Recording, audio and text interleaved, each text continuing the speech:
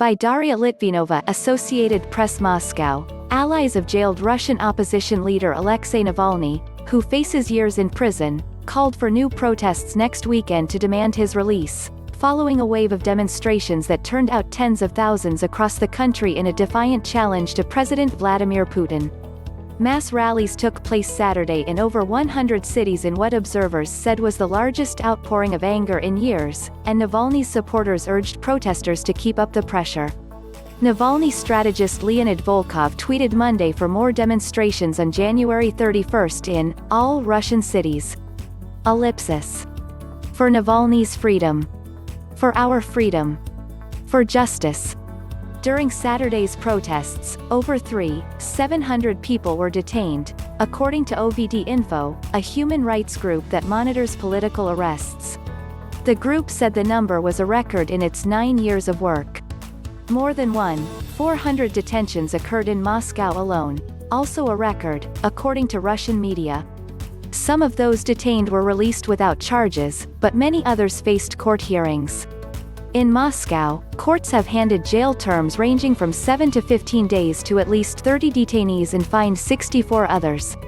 Authorities also launched more than a dozen criminal investigations in Moscow, St. Petersburg and other Russian cities on charges of inciting unrest, involving minors in illegal activity, violence against police, blocking roads, hooliganism and damaging property.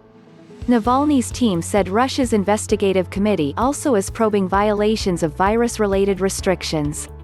Dozens of Navalny associates in various cities were detained in the days before the protests. Alexander Peredruk, senior partner of the Apologia of Protest legal aid group involved in the defense of over 1,000 detainees from the Saturday protests, called the authorities' response unprecedented.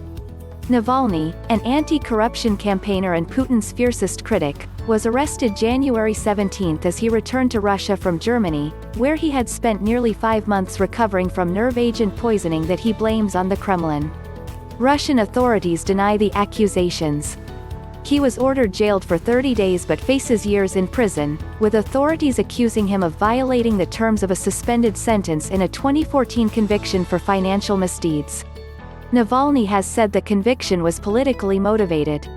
Navalny's arrest and the detention of demonstrators sparked outrage both at home and abroad, and some Western officials suggested imposing additional sanctions on Russia for its jailing of Navalny.